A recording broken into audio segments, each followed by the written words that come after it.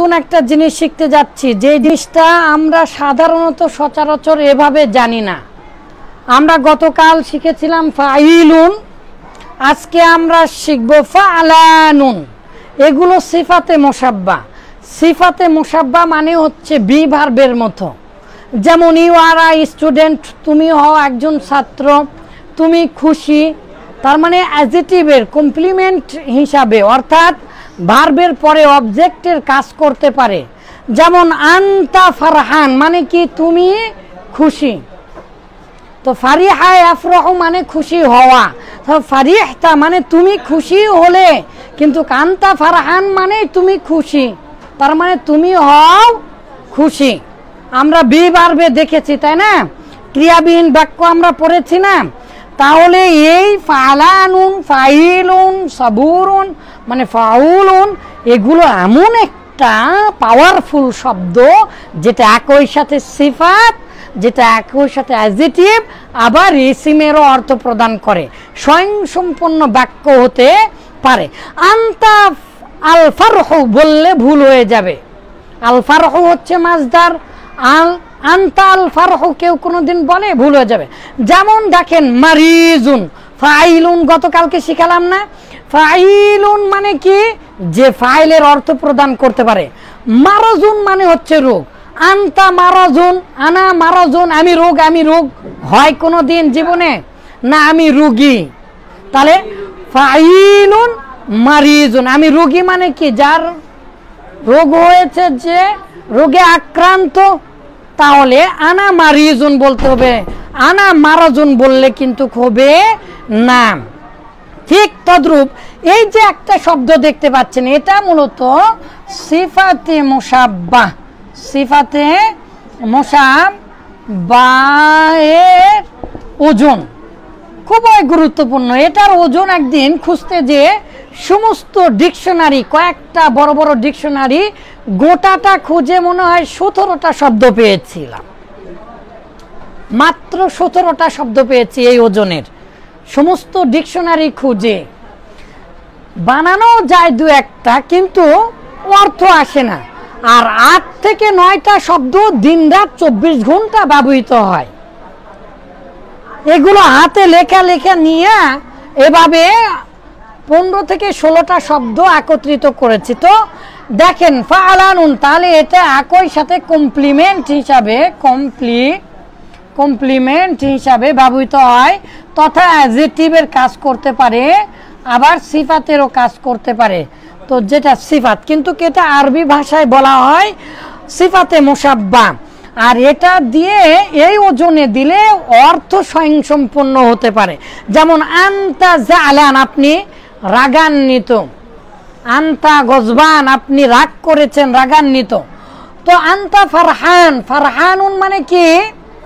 খুশি। ফারহানুন মানে খুশি, তার মানে আপনি সুখী, আপনি খুশি। তো মূল শব্দ জালানুন মানে রাগান্বিত, রাগ, বিরক্তিকর অবস্থা। তো ইউ আর বোর্ড মানে আই এম বোর্ড, আমি বিরক্তিকর অবস্থায় আছি। ঠিক আছে? ডিসগাস্টিং, ডিসগাস্টিং মানে বিরক্তি না, মুশাউবিশ। তো জালানুন, গজবানুন রাগান্বিত, জাওয়ানুন মানে ক্ষুধার্ত। তাহলে আনতা জাওয়ান, তুমি ক্ষুধার্ত। আনতা জাওয়ান, তুমি ক্ষুধার্ত। আতশান মানে পিপাসিত, মানে যার পিপাসা পেয়েছে। শাবআন মানে পরিতৃপ্ত, যে খেয়ে বলছে আনা শাবিআতু। শাবিআতু মানে কি? আমি আলহামদুলিল্লাহ আমার পেট ভরে গেছে। তো আনতা শাবআন, তুমি পরিতৃপ্ত। শাবআন মানে কি? পরিতৃপ্ত। দাহশান, কিং কর্তব্য বিমূঢ়। দেখেন দাহশানুন ফালানুন, দাহশান, তাহলে আনতা দাহশান, তুমি কিং কর্তব্য বিমূঢ় মানে দিক বিদিক জ্ঞান শূন্য, হারিয়ে ফেলেছো, কি করবে বুঝতে পারছো না, অ্যাস্ট্রোনেস্ট। কাসলান মানে কি? সব সময় ব্যবহার হয় না। কাসলান মানে কি? কাসলান হচ্ছে অলস। তো কাসুল, তো এই যে এই শব্দগুলো নাসান, আতশান, শাবান, কাসলান, ফারহান খরবান, খরবান তো দিনরাত 24 ঘন্টা ব্যবহার হয়। খাজলান, খাজলান এ বুড়া, আমরা বলি না। সাকরান এ মাতাল, সাকরান। এই শব্দগুলো আমার ডিকশনারিতে আপনারা আরবি ইংলিশের সাথে মিলিয়ে মিলিয়ে ব্যবহার বিধি, বাক্য বিধি সব কিছু আলহামদুলিল্লাহ আমি বলে দিয়েছি। 3 ভাষায় শব্দ গঠনের ডিকশনারি আলহামদুলিল্লাহ আল্লাহর ইচ্ছা ইনশাআল্লাহ আশা করছি এই মাসে ইনশাআল্লাহ প্রিন্ট হয়ে বের হবে ইনশাআল্লাহ। তো এই শব্দগুলো কেন জানতে হবে? মাত্র 12টা শব্দ সর্বদাই ব্যবহার হয়, আর 17 থেকে 18টা শব্দ সমস্ত ডিকশনারি কয়েকবার খুঁজে তন্ন তন্ন করে, তা মুআজামুল ওয়াসিত, তারপরে ফজলুর রহমান স্যারের, আবার মিসবাহুল লুগাত, আর এমনিতে নেটে চার্জ করে 18টার মতো শব্দ পেয়েছি। তার মধ্যে 12টা শব্দ সর্বদাই ব্যবহৃত হয়। তাহলে দেখেন এই ওজনটা মাত্র 12 থেকে 13টা শব্দ সর্বদাই ব্যবহার হয়, কিন্তু এই শব্দগুলো কতটা জরুরি দরকার জানেন? বলে খরবান, খরবা একরুমু মানে খারাপ হওয়া। এই যে খারাপ খারাপ খারাপ খারাপ খারাপ বলেন না, এটা কিন্তু আরবি থেকে এসেছে। খরবা ইয়াখরুবু খারাপ হওয়া, আখরবা ইউখরিবু খারাপ করা, খরবা ইউখরিবু আস্তে আস্তে নষ্ট করে ফেলে দিলি, ঠিক আছে? আর তাখররুবু তুমি নিজে নিজেই খারাপ হয়ে যাচ্ছ, কিন্তু দিন যাচ্ছে তুমি খারাপ হয়ে যাচ্ছ। এই যে বাবের রহস্যাবলী জানতে হবে ইনশাআল্লাহ আপনাদেরকে পড়াবো। তাহলে আমরা এই যে খারাপ খারাপ খারাপ খারাপ খারাপ খরবা খারাপ খারাপ খারাপ খারাপ খারাপ খারাপ খারাপ খারাপ খারাপ খারাপ খারাপ বাংলা ভাষায় চলে এসেছে। তো খরবান মানে খারাপ, নষ্ট হয়ে গেছে। তো এগুলো কতটা দরকার ভাই বলেন? এগুলো ছাড়া আমরা আরবি পূর্ণাঙ্গ রূপে বুঝতে পারবো না। এই জন্য বলেন ফালানুন সিফাত অ্যাডজেক্টিভ, ফারহানুন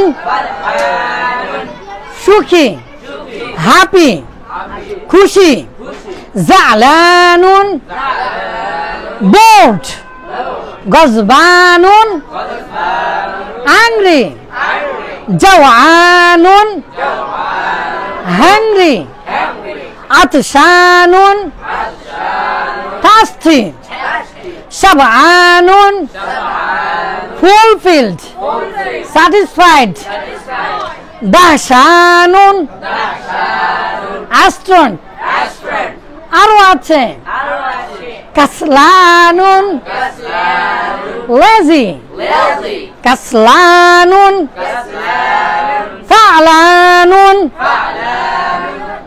এগুলো ছাড়া আমরা আরবি জানতে পারবো না। এই রকম বিষয়গুলো আলোচনা করছিলাম, ইনশাআল্লাহ আমরা আলোচনা করতেই থাকবো।